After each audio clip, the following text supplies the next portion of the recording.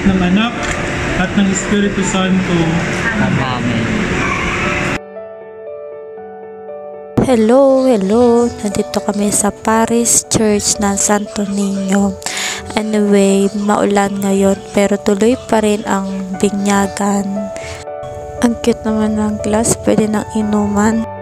Cute naman ni Baby Alexa, tulog ng tulog. Anyway, ang wish ko lang sa iyo ay maging good health, healthy, and masunurin sa parents. And ayun lang. Next naman, love, pwede ka na maging tatay dyan.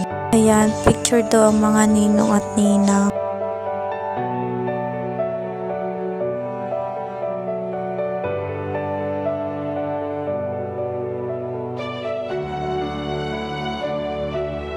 Pag ako nakakita ng baby, cute na kita ko. Parang gusto ko na rin kailan kaya?